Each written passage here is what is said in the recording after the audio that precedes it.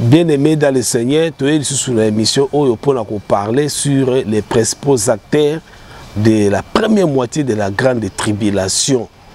Les principaux acteurs où on peut jouer un rôle. Où ils allaient dans l'épisode de l'émission, nous sommes tous solo la malembe, tu sais bien nous l'anda biso makas, au comment, au peut se biso ma remarque, tous que nous profondeur ezali.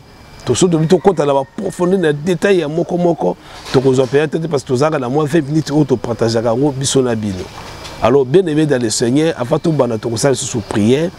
Nzambe na biso Jésus-Christ le Dieu tout puissant, capable de toutes les choses, où a créé les cieux et la terre. Nzambe a permettre biso tozala na kati na église corps du Christ. Nzambe a permettre que tu vivre bonheur na ye. Jésus-Christ na moment où tu bénir yo. To tomboli yo, tu sais que le message est kende. On dit que cette bonne nouvelle du royaume sera prêchée partout dans le monde entier pour servir de témoignage. Merci Seigneur, pambola chaîne o et que les soucis du bosso, pambola batuno subazola ndabiso na misala, passe bazali n'importe où au pambola bango et que le message est fan na kati na biso to comprendre makabuni ekoya. Na pesio merci, netolama na komona Yesu Kristo. Amen. Alors, bien aimé, nous allons continuer, toujours parler sur la première moitié de la grande tribulation et puis acteur au bakozana exercice. L'Apocalypse est divisé dans la période. Apocalypse mobimba. Et ça, dans le premier chapitre de l'Apocalypse, ils ont parlé de la lettre adressée aux 7 églises d'Asie. Et mais le premier chapitre, ils ont parlé de l'identité à Christ et Yemoko. Comme étant Jésus-Christ, alors je suis celui qui suis. Dengue Azali. Babi Tango, monaki Jésus-Christ a quoi chaos. Voilà le premier chapitre. Dans le deuxième chapitre, Apocalypse. Deuxième chapitre, dans le troisième chapitre, ils ont parlé de la lettre adressée aux 7 églises d'Asie. Tu as l'église à Éphèse, tu as l'église à Smyrne, tu as l'église à Pergame, tu as l'église à Sardes, tu as l'église à Thyatire, tu as l'église à Philadelphie, il y a l'Odyssée. Cette église, nous avons adressé un message. On les a dit pendant l'ère de l'église. Parce que ce comportement où l'église est vivre nango au moins les ambassades que ceux qui ont longi au couronne ceux qui ont longi azo promettent toujours récompense na balongi. Et puis dans chapitre 4 bazo parler na biso na gloire intronisation puis enlèvement de l'église. Chapitre 4 Apocalypse a déjà enlèvement de l'église. Nous bazo la biso makambo ba santu ba kosala quand ils seront enlevés. Et puis, chapitre 6, il y a le début, il y a la grande tribulation. Autrement, qui vous allez inaugurer, dans le lancement, il y a des chevaux. De qui premier cheval, c'est la couleur est blanc. La ouverture à premier saut, ouverture à deuxième saut cheval, qui la couleur est rouge. Ouverture à troisième saut cheval, qui la couleur est verdâtre. La ouverture à quatrième saut cheval, qui la couleur est noire, qui c'est esprit des morts. Et puis, ouverture à 5e saut, tout le monde a qui, comment est-ce que martyr, ou koufaki, la première moitié à la grande tribulation, ndengeni bakoma ki kosenga vengeance et pas un nzambe, babi ki nobo venger na noté parce que c'est sous na batu faut ba kufa lokola bino, ba pesa ki bango robe moko ya pembe balata ki na nzoto. On les a ouverti à 5e saut. Ouverti à 6e saut, babi ki yi tremblement de terre, moye retiré na place nango. Pe bato belé ba kufaki, soki 7000 mobimba ba kufaki na tremblement de terre wana. Et puis na ouverti à 7e saut. Des années au début à deuxième moitié il y a la grande tribulation ou bien à 70 il y a une semaine prophétique il y a Daniel il y a moi ce que ils ont inauguré début il y a dernière moitié il y a la grande tribulation na ouverture il y a 7e saut au babi que 7 anges va se préparer pour lancer maintenant ce qu'on nzamba comme ko venger contre ba impie. Mais avant que tu commences, parce que la prochaine fois, tu vas parler sur la deuxième moitié, la dernière moitié de la grande tribulation, mais la première moitié, tu as les principaux acteurs Israël, et qu'on a ba escarpé de l'église et qu'on a ba incrédule ba nation o bandima kinzambe te et qu'on a na les deux témoins au bakoya ko annoncer la bonne nouvelle na Israël et puis nzambe yemoko pe Christ yenda ko contrôler makambo wana nyos on les ali ba acteur o yekoleka maintenant lelo toujours kende toujours tanga likomi balobi makambo ka ezoleka la première moitié à la grande tribulation et il fit que na verset 13 Apocalypse 13 verset 16 à 17 et il fit que tout petit et grand, riches et pauvres, libres et esclaves reçoivent une marque sur leur main droite ou sur leur front et que personne ne puisse acheter ni vendre sans avoir la marque, le nom de la bête ou le nombre de son nom. Babi que Moussala ne ya faux prophète eza que apé sa pif, apé sa valeur na la bête qui monte de la mer. La bête qui monte de la mer, c'est Antichrist. Antichrist, c'est la incarnation du dragon. C'est mutu mobimba ya kubota mapenza na mwasi na mobali.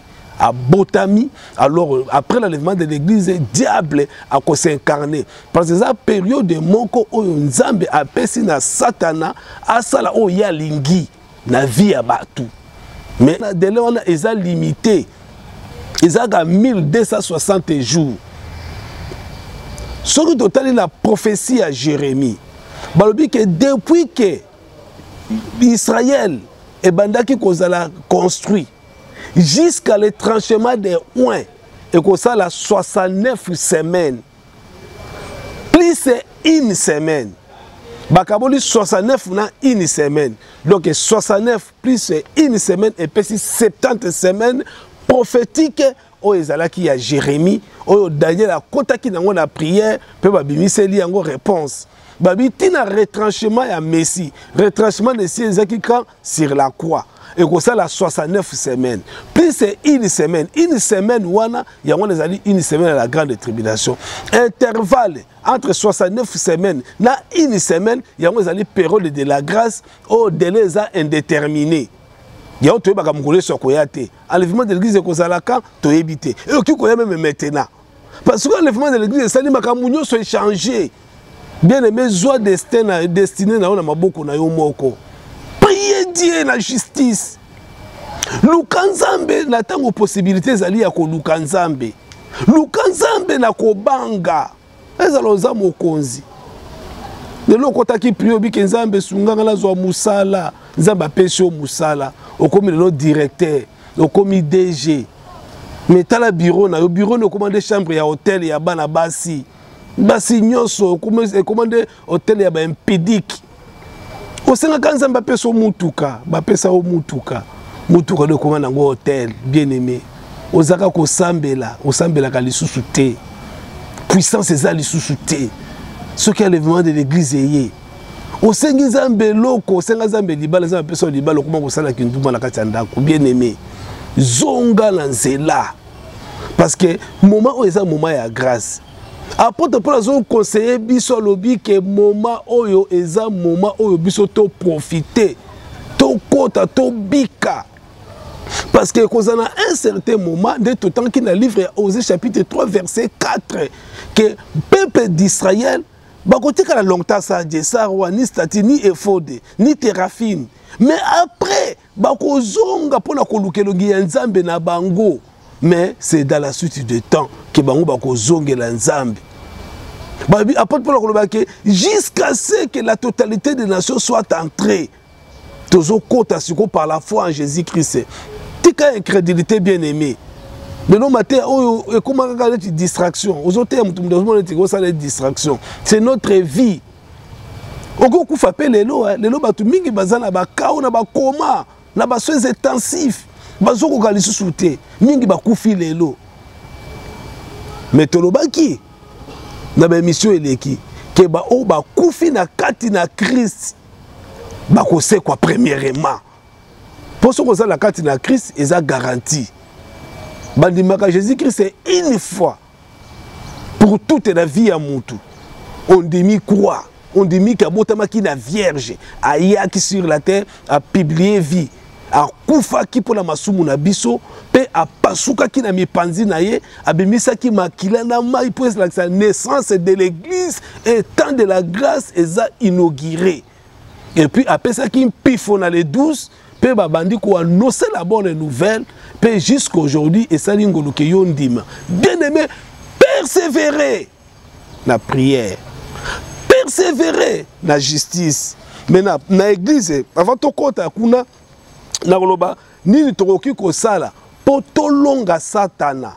Tolonga masengi nya c'est-à-dire tentation na ye. Tobima ba longi et seigneur na biso pour vaincre le diable, il faut tozala na vérité pour sentir. Vérité ezala na bomo na yo za pasteur ezala na vérité na makambu nyoso oza soko mibengi mondimi zala na vérité babi il faut tozala na justice tola ta justice lokola nguba na biso na bomo na biso po et puis seigneur na biso tozala na évangile ya paix to annoncer évangile ya paix o ezo assuré et là tamala makona biso lokola sapato tozala na foi lokola bouclier et surtout na foi tozala na foi tolata na continue biso casque ya sali pe tozala na mopanga o ezali la parole de Dieu on est dans Ephésiens chapitre 6 verset 18 et puis Bible biso à tout moment faire toutes sortes de prières. Donc ça là toutes sortes de prières pour prier pour to longa to bimaba héros to lobaki enlèvement de l'église et ça récompense trop tanga nanu muke enlèvement de l'église na 1 Thessaloniciens chapitre 4 verset 17 balobini nous voici to dans la 15 voici en effet ce que nous vous déclarons d'après la parole du Seigneur. Nous les vivants, restés pour l'avènement du Seigneur, nous ne dévancerons pas ceux qui sont morts. Car le Seigneur lui-même a un signal donné à la voix d'un archange et au son de la trompette de Dieu descendant du ciel, et les morts en Christ ressusciteront premièrement. Ensuite, nous les vivants qui seront restés, nous serons tous ensemble enlevés avec eux sur des nuées à la rencontre du Seigneur dans les airs. Et ainsi, nous serons toujours avec le Seigneur. Bible dit dans l'Apocalypse, nous régnerons ainsi avec Christ. Ainsi nous serons, papa, verset to longolango, to baki enlèvement de l'église exaltée. Voilà to tanga ba écriture. Que biso toko dévancé te ba kufi na kati na Christ. Ce que c'est l'enlèvement, la mort peut intervenir aujourd'hui. Oki ko batumi ba kufa pe na crise. Okufi. Maintenant au resuka et que ko sala mesiri ya ko c'est quoi? Babi que il faut ba kufi na Christ ba sala nini? Ba c'est quoi pour l'enlèvement? Na soya trompette bato ba kufaki na Christ ba ko c'est quoi? Yo okufaka na Christ te okotika na kati na séjour des morts. Nde lié oyo ba amekendaka otikali kuna ozozela siko nini pour ko c'est quoi no lisusu te parce que ba rataki enlèvement de l'église ba ko c'est quoi te parce que ils ont parlé sur la première résurrection. Toro parler en tant que comme la dernière moitié il y a la fait de la grande tribulation. Première résurrection, la deuxième résurrection. Mais il y aura déjà enlèvement de l'église au sécurité. Conséquence nous qu'on a la nini parce que là mes vies nous autres tombé maquisa dans quoi enveloppe. La réalité c'est que moi je suis en train de vous parler. Oh ils ont enveloppe et polaka. Soko tika ngo muta kufi botiki ngo la poli a commis solo ba miku etikali alimu mabele meli. C'est ça notre vie. Et ça tinate yango Bible que ne vous inquiétez pas pour votre vie. Ni de ce que vous allez manger, ni de quoi vous allez vous vêtir. Bible dit tout ngisa manangote. To prier. Babi et prier. Fais à tout temps, à tout moment, toutes sortes de la prière. L'olenge ba masambo nyoso sala po obika bien-aimé. Bible dit ba kufi ba ko se kwa liboso pour biso tout dévancer bangote. Ensuite nous les vivants qui seront restés, quel examen ko le sengo bien-aimé, to raté angote. Côté incrédulité ça écrit to kozala enlevé Pétoké dans les airs. Bible dit que na à mabélé dans les airs. Et le but est ainsi nous serons avec lui pour toujours. La Bible, l'Apocalypse dit que nous régnerons avec Christ. Bien aimé dans le Seigneur, c'est le moment. Yo on dit mais les amis persévérer le col à chrétien à Simirne. Les chrétiens ne pas si ils allaient mignon quand ils allaient mais non non non non. Toko persévérer dans la justice.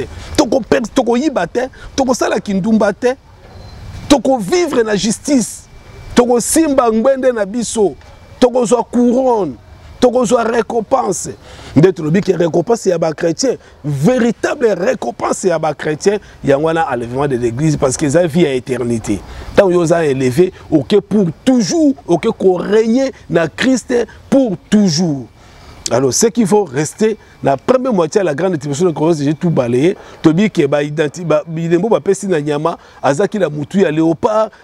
Tobi ke premier empire rôle ngo ezala kinini, ya ko détruire temple au Salomon atongaki, a détruire yango bien aimé zaki physique. Ya on troba ke Bible otosimbi ezali ba écrit moko physico spirituel. Et tambola kana physique na nzoto. C'est pourquoi que Christ n'est pas encore visité Moutou. Ayaki n'est esprit, il fallait aller à un zoto palpable où Joseph faisait comme un zoto ya bébé. Bible dit que bon zomo na bino bo ki mané d'Égypte parce que bazo ngaba bo mané na kati na Hérode. Bazu bébé, c'était bébé. Il so botama ki bébé pe azoko la normal, pe na âge à 30 ans abani ministère naé. Ils a physique. Alors makamoto zo bezali calendrier mobimba ya nzambe asali poto bika to bika Israël pour le moment Israël dans la dispersion et puis bazo ça la rentrée parce que Israël faut pas banda ko zonga déjà malembe na Palestine il faut pas banda ko zonga biso ba nation peut zo croire na évangile ti jusqu'à ce que totalité ya ba nation o bazaki destiné na sali na vie to kokoka to koti na enlèvement de l'église to bi yango ils ont marqué ce qu'on fait à sali pour les nations. Et puis, ils ont inauguré maintenant retour. Pour balobi na osé, mais cela se fera dans la suite des temps.